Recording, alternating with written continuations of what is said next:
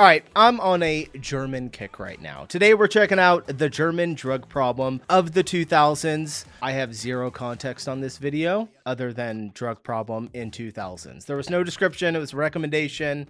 I don't know what I'm in store for. Is there a drug problem in Germany? I have no idea. We don't normally cover that kind of stuff, but I do watch it occasionally. Some of those vloggers that go around and show themselves going through cities. But, you know, we try and keep things positive over here. Nonetheless, let's just get into this one because I am really, really curious what's going on.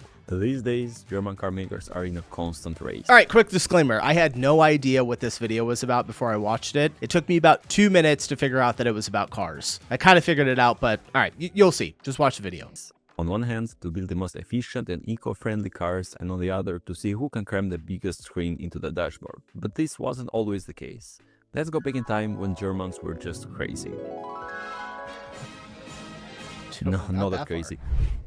Okay, perfect. The period from 2000 to 2010 was the golden age of German car makers, a time when they were building some cars which made little to no sense on paper. Each brand was determined to prove I love these cars. Are we on the right video? Yeah, we are. All right. could outdo the others, whether it was through new technology, wild performance figures, or simply the most absurdly complex engineering solution imaginable. If you were to ask them why they built such cars, the answer would be the same. Why not? This was a time when I used to think those convertibles were so cool when I would see one. engineers were calling the shots, not accountants, when creativity and innovation mattered more than emission targets and profit margins. It was an era defined by character and fearless experimentation. BMW started the decade with the X5 LM. They took their 700 horsepower Le Mans winning V12, shoved it into an X5, paired it with a 6-speed manual and created a complete monstrosity. It was only a single test mule, but it perfectly showed how insane German engineers were at the time. Love The early it. 2000s were a crucial period for BMW, because they had to replace a generation of cars that many people today consider their best ever. Icons like the E46 M3, E39 M5, and the E38 7 Series. They started with the new 7 Series, and holy hell, what a disaster. It was so unnecessarily complex, it felt like the engineers were high out of their minds and didn't know when to stop adding features. It had over 70 Because they were? Is that why? Where are we going with this? control units, and BMW over-engineered basically every part of it. This wasn't a bulletproof over-engineering of the 90s. It was a complete shit show. Good luck finding an E65 with no fault codes. It's impossible. The Germans clearly did not give a flying fuck. They were adding features just for the sake of the cars feeling advanced, with absolutely no consideration for longevity. This BMW madness wouldn't stop here.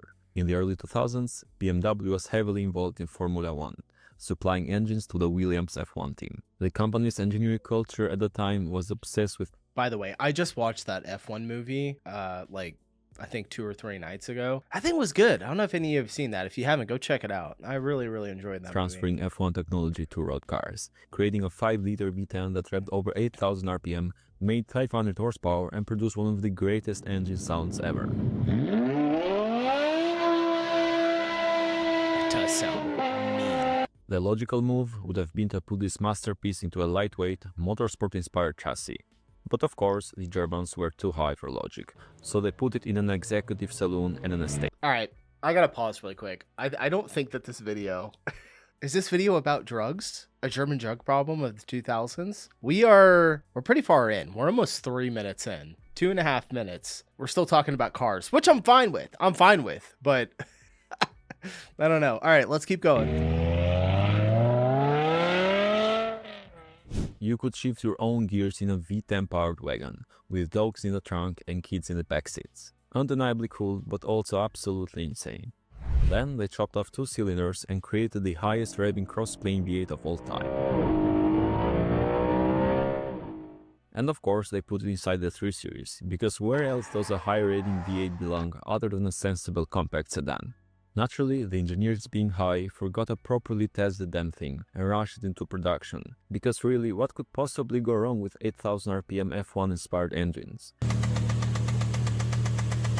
The E60 M5 and E90 M3 could have absolutely been some of the greatest cars of all time, if the Germans hadn't been so high and actually taken the time to test things properly.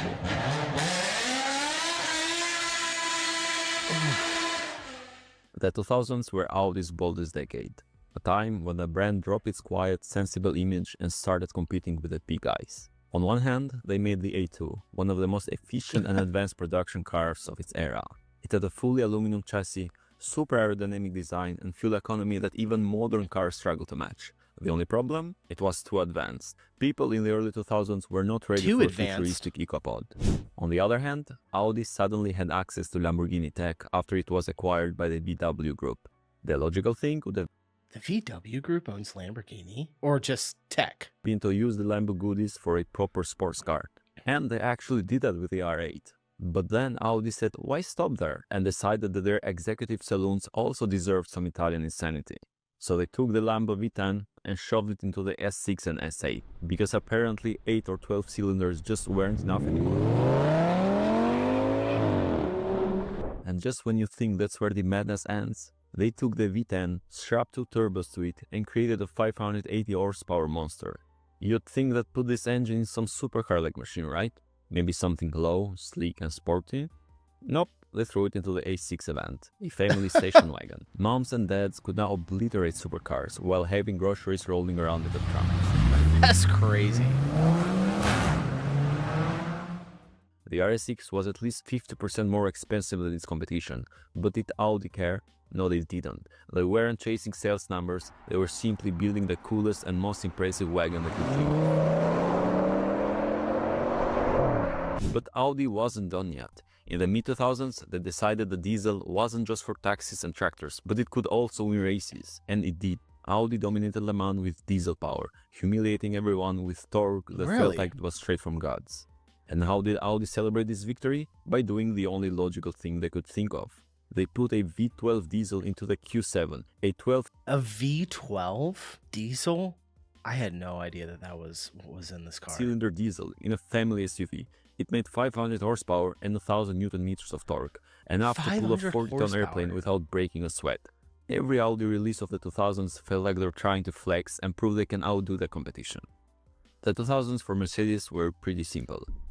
I would 100% drive a German car if they were not so expensive to fix.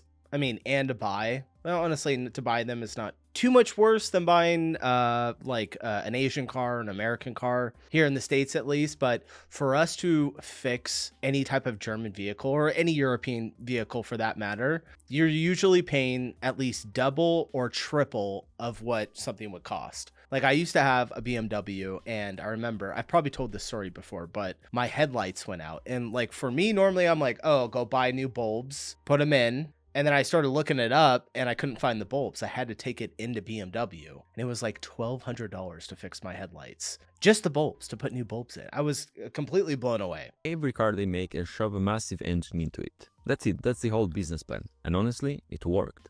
It all kicked off in 2003 with the E55 AMG, a supercharged V8 beast making 500 horsepower. This car basically started the German horsepower war of the 2000s. BMW and Audi were minding their own business, and Mercedes just showed up with a family sedan that could destroy supercars. God damn. Mercedes didn't stop there. They looked at the C-Class, a perfectly normal, sensible, compact executive car, and said, what if we put a 6.2-liter V8 into this tiny thing? And then they did it. Because if the engine physically fits in the engine bay, the Germans will put it in. No question asked. Oh, man. They got so carried away with this idea that they even put that same 6.2-liter V8 into a minivan, the R63 AMG. This is a minivan. Our minivans look way different. I will say, I actually like this car. I'm a station wagon. I would call this a station wagon, not a minivan, but... To this day, nobody knows who asked for a V8 powered minivan. Maybe some engineer just walked into the factory, saw a pile of leftover V8s and went, yeah, V8 minivan would be cool. Alright, now it kind of looks like a minivan. But the bad news didn't with V8s.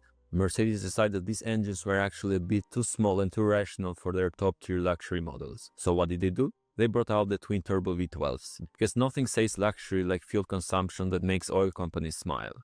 They shoved these V12 monsters into the S-Class, CL and SL. These cars had so much torque they could probably rotate the Earth a few degrees if you floored it hard enough. The Germans have some of the best sounding engines. I gotta give it to them. It's like a mix between the way that the engine and the exhaust, the whole car sounds together. It's like a lot of the Asian cars have that super high pitched engine noise, especially when you step on it, you know, like a Nissan 350Z or something. The actual roar of the horsepower is not as loud, to where German cars, it's like you take and I'm just talking about sound, not the actual engines, but you take like the sound of an American muscle car and then mix it with tech, and it just gives it such a good, just a buttery smooth sound. I love it. And most over-the-top versions of cars nobody asked for.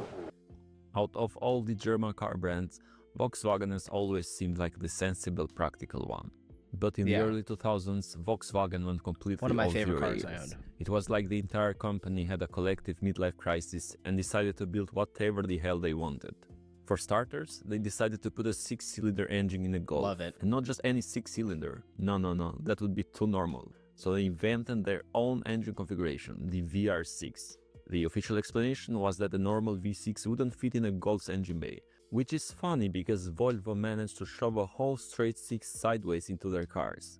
Let's just be honest, Volkswagen wanted to be cool and have their looks own rear just like engine my car layout. did. It's like they let the engineers do their work with no supervision at all. So To go fun along to with this drive. brand new engine layout, they also designed the first ever production dual clutch transmission. All of this for a Golf. It just made no sense and it was absolutely beautiful. Then Volkswagen decided to hang with the big boys. The Phaeton was so luxurious and over-engineered that the only thing that ruined it was the badge. It was basically a Bentley for sensible people. And it wasn't lacking in engines either.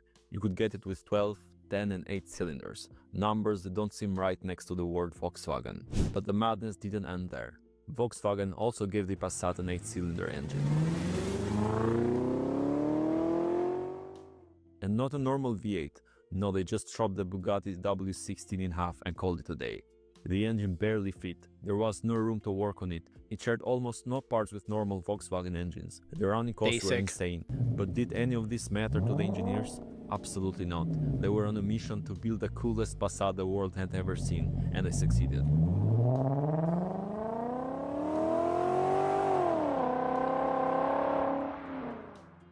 They also showed some love to the diesels, dropping a 5-liter V10. Like, what is a possible use case for this engine, other than sounding like a cool idea? They did other stupid shit as well, like giving the Beetle the VR... Oh my god, the Beetle, man. Oh. Everybody in California in 2004 owned one of these cars. Not everyone, every woman owned a Volkswagen Beetle. They were literally everywhere. Kind of rare to see them now. I don't come across them too much. There must have been a massive marketing ploy though for the Volkswagen Beetle. I think it was just so unique and it was very appealing to women that like that was the car. And always in like crazy bright colors like yellow, pink, orange, bright red. 6, a wide body kit, and a stupid spoiler. It looks like it is straight from the Facebook marketplace. Ours didn't have spoiler. Most convertibles give you one or two choices, a soft top or a simple folding hardtop. Volkswagen said why not both, and added a built-in panoramic sunroof that could slide open even when the top was up. The result, a convertible, coupe, targa and sunroof car all in one. But it made the roof mechanism one of the most complicated ever put in a mass production car. Volkswagen basically created a luxury car roof mechanism for a mid-priced car. At first glance, the 2000s... I can only imagine when that thing breaks, you have to go get it fixed. That's the first thing that comes to my mind. Like, I drive a Toyota 4Runner, and right now my sunroof, if I open it, will open, and then if I try closing it, I have to sit there and hold the button for, like, a long time. I have to, like, go back and forth and jiggle it for it to get it to close, and so I just keep it closed. I got to take it in and get it like fixed. A fairly normal decade for Porsche. The company was doing what it had always done best, building some great sports cars that combined performance and everyday usability. The 911 continued to evolve, the Boxster remained a hit, and the only odd thing was the introduction of the Cayenne SUV. It's a really popular that made car. Perfect sense from a business standpoint, as Porsche was desperate for money. Then came the Carrera GT, the brand's first true hypercar. It had a 5.7-liter V10 engine originally designed for racing, rating past 8,000 RPM and produced over 600 horsepower. It looks good. I love it. I like Porsche. The chassis was pure motorsport technology. Carbon fiber monocoque, ceramic clutch, and push-rod suspension. Until now, all good. But the German What the engineers hell? decided to make the Carrera GT as pure as the nose candy they were snorting on the daily. The car was incredibly raw and unforgiving, with virtually no electronic safety systems to protect the driver. If you oversteer, there's no computer to save you. You must catch the slide yourself, which realistically only experienced race car drivers could pull off. The carbon ceramic clutch was basically the size of a CD. It let the engine rev insanely fast, but also made the car super easy to stall. It engaged abruptly, had almost no feel, and made low-speed driving like parking or crawling in traffic an Olympic-level challenge. At high speeds, it was even worse. It could reach over 320 kph easily, while only weighing 1400 kilos, and without modern active aero, it was so twitchy you needed bolts of steel to full send it. It was basically a car that wanted to kill you at any time. But for Germans in the early 2000s, death was just part Fontana. This is hilarious. This was like 2 cities over from where I grew up. That's really weird. of life. Maybe you needed some of the German nose candy to be able to drive it. And if that wasn't enough, Porsche decided to make death more accessible. In 2007, they took Make the death 911 more Turbo accessible. and removed the one thing that helped it put power down safely, the all-wheel drive system. The result? The GT2 and GT2 RS. These cars pushed over 600 horsepower through just the rear wheels, which is a lot for something that weighed under 1400 kilos. To make matters worse, turbo lag was very noticeable, followed by a sudden surge of boost made throttle control tricky, especially mid-corner. The lack of safety equipment meant once boost hit, it could overwhelm the rear tires instantly. A small mistake could end in a spin or crash, hence it was named the Widowmaker. It's like Porsche engineers looked at the Carrera GT, realized it was too limited to kill enough people, and decided to democratize death, giving the opportunity to more people to just crash and fucking die. The 2000s were a glorious era, when engineers ran wild, logic took a vacation, and the only rule was if you can build it, you do it. Today, cars are safer, cleaner and smarter, which is great, but nothing will ever match the raw chaos, bravery and stupidity of 2000s German engineering. All right, that was not what I was expecting, but I'm pleasantly surprised. I wish you guys would have written something in the recommendation form for me that I knew was about cars. This is how you know that I don't pre-watch my videos. All right, thanks you guys. The German drug problem of the 2000s. Why is it drug? What am I missing here? Now I see the thumbnail as well that says, Hans, we need a bigger engine. I don't know. I didn't look over there. Literally, I clicked on the link, pulled open the video, and pressed pause. So, all right, I'm getting out of here. Thanks for the recommendation, y'all. I'll see you in the next one. Oh, by the way, hit the like button on the way out. I don't say that too often, but really help out the channel. All right, peace, you guys.